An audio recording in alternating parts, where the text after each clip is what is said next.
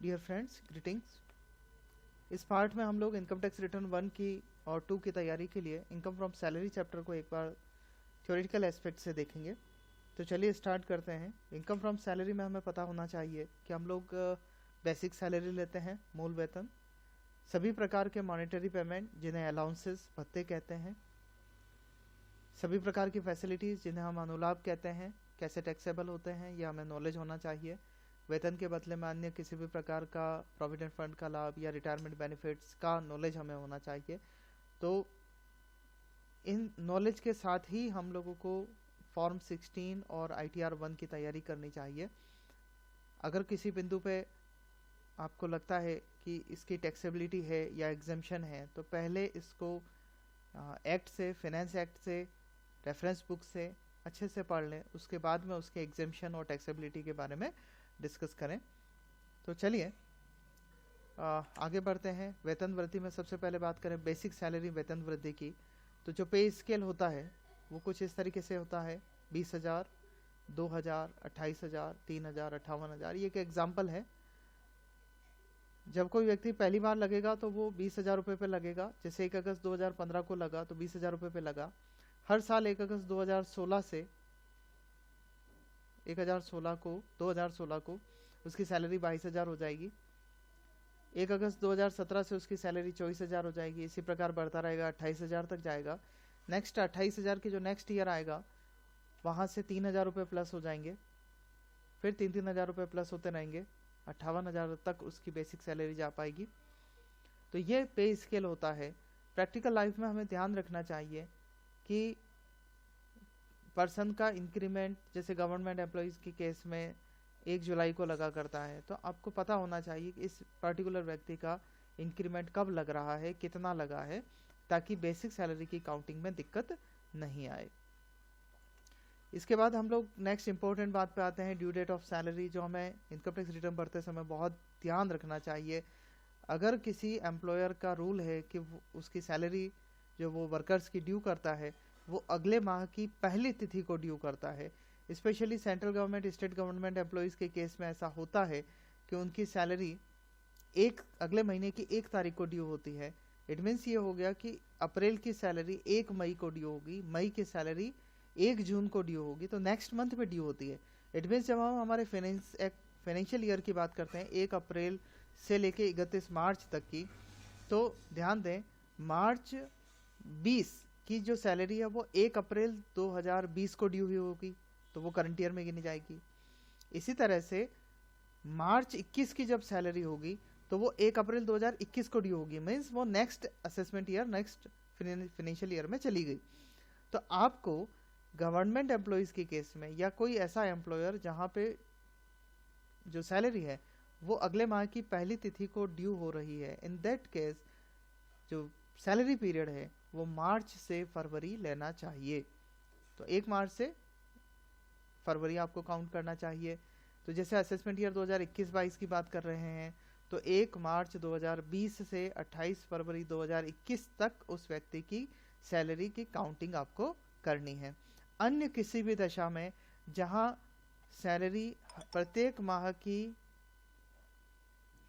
अंतिम तिथि को ड्यू होती है, वहाँ सिंपल जो पीरियड है वो 1 अप्रैल 2020 से 31 मार्च 2020, मतलब अप्रैल से मार्च का पीरियड, पूरे 12 महीने का पीरियड आपको लेना होता है। अगर किसी वर्कर ने पहली बार जॉब ज्वाइन किया है तो ठीक है, उसका पीरियड फाइनेंशियल ईयर छोटा हो जाएगा। अब चलते हैं अलाउंसेस के ऊपर। मॉनेटरी पेमेंट्स जो वर्कर्स को मिला करते हैं, अलाउंसेस में मैं आपको सारी डिटेल में नहीं लेके जाऊंगा, आपको सिर्फ जो समराइज्ड कुछ एक इम्पोर्टेंट है हमारे लिए प्रैक्टिकल लाइफ में जो ज़्यादा काम आते हैं उन अलाउंसेस के बारे में हम लोग डिस्कस करेंगे। जैसे अभी आपकी स्क्रीन पर है फुल्ली एग्जेम्प्टेड अलाउंसेस, पूर्णतया कर मुक्त भत्ते, जिसमें foreign allowances to supreme court, high court जजेस। इसी तरीके से कुछ ऐसे अलाउंसेस हैं जो ऑफिस ड्यूटीज़ के लिए मिलते हैं, ऑफिस ड्यूटीज़ के दौरान मिलते हैं, उनका आपको वास्तविक व्यय करना होता है। अगर आपने उनका ऑफिस ड्यूटीज़ के लिए वास्तविक व्यय कर दिया है तो वो फुल्ली एग्जेम्प्ट हो जाएंगे। ऐसे अलाउंसेस हैं travelling allowance, daily allowance, convince allowance, helper allowance, academic and research allowance और यूनिफॉर्म अलाउंस। तो याद रखिए इन अलाउंस की एग्जेम्पशन तभी है जब ऑन ड्यूटी इन्हें एक्सपेंडिचर कर दिया जाए, एक्सपेंड कर दिया जाए, बचना नहीं चाहिए। और यूएनओ के कर्मचारी को मिलने वाले नियोक्ता से प्राप्त भत्ते।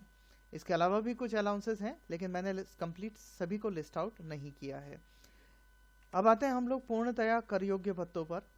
फुली टैक्सेबल अलाउंसेस की लिस्ट हम बनाएं तो डियरनेस अलाउंस, महंगाई भत्ता, जो लगभग सभी पब्लिक कंपनीज में, गवर्नमेंट सेक्टर में सभी वर्कर्स को मिला करता है, इम्पोर्टेंट पार्ट है। City compensatory allowance, medical allowance, servant allowance, rural allowance, interim relief, ये याद रखिए फुली टैक्सेबल है।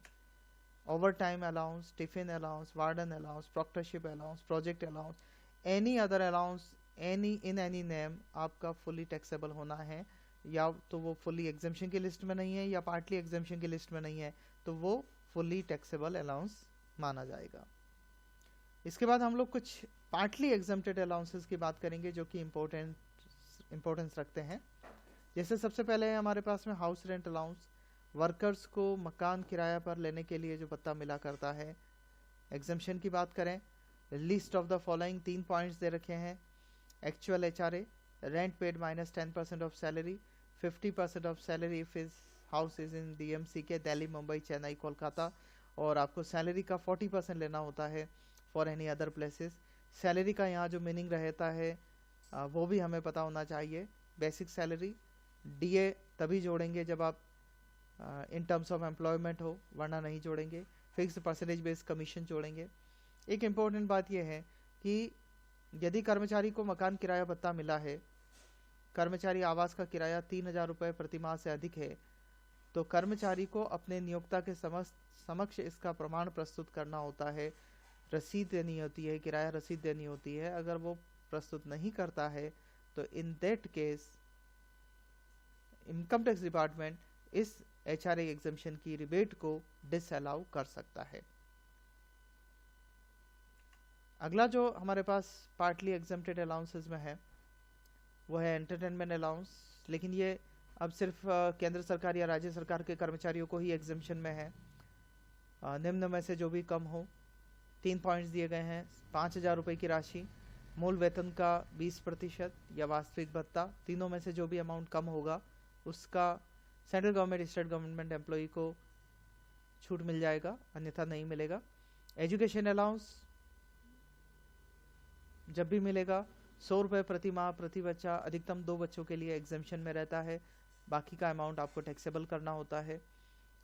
हॉस्टल अलाउंस की बात करें तो 300 रुपये प्रति माह प्रति बच्चा, अधिकतम 2 बच्चों के लिए एग्जेम्प्ट होता है, बैलेंस अमाउंट आपको टैक्सेबल करना होगा। ट्राइबल एरिया अलाउंस की बात करें तो 200 रुपये प्रति माह अगर किसी को मिला है तो 200 रुपये प्रति माह निम्न राज्यों में मध्य प्रदेश, यूपी, बिहार, बंगाल, असम, त्रिपुरा, उड़ीसा, तमिलनाडु एंड कर्नाटका, इन राज्यों में वो एग्जेम्पशन है 200 रुपये का, अन्यथा नहीं।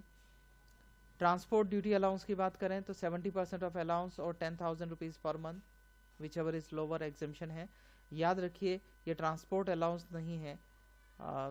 2 साल पहले जो ट्रांसपोर्ट अलाउंस का छूट मिला करता था वो अब नॉर्मल वर्कर्स के लिए एंड कर दिया गया है। देखिए स्क्रीन पे ये है ट्रांसपोर्ट अलाउंस, परिवहन भत्ता। अब सिर्फ डिसेबल पर्सन को जो कि एटीयू की रिबेट लेते हैं उनके लिए 3200 रुपये पर मंथ तक अभी भी एग्जेम्पशन में है। अब हम कुछ एक आध इम्पोर्टेंट परक्यूजिट्स देख लेते हैं। सारे परक्यूजिट्स हम लोग नहीं देखेंगे।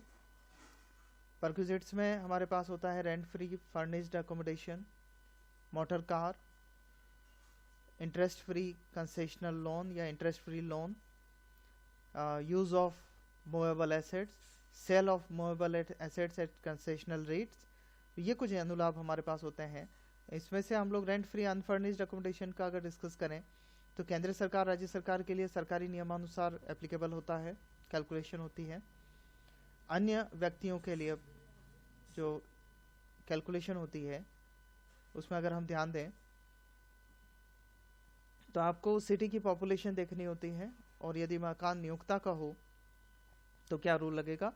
पॉपुलेशन 10 लाख से कम हो, आपको 7.5% ऑफ सैलरी लेना होता है। 10 लाख से 25 लाख के बीच में हो 10% ऑफ सैलरी लेना होता है, 25 लाख से अधिक हो 15% ऑफ सैलरी लेना होता है, और यदि मकान नियोक्ता ने किराए पर लिया हो तो रेंट पेड और 15% ऑफ सैलरी लेना होता है। यहाँ पे जो सैलरी का मीनिंग है वो है basic salary plus dearness allowance if in terms of employment plus all taxable allowances. तो ये हमारा सैलरी चैप्टर का कुछ इंपॉर्टेंट अलाउंसेस और परक्विजिट्स के बारे में हमारा डिस्कशन हुआ। अब नेक्स्ट पार्ट में हम लोग इनकम टैक्स रिटर्न 1 की तैयारी देखेंगे, कंपटीशन देखेंगे, फॉर्म 16 कैसा होता है उसके बारे में डिस्कस करेंगे। Thank you.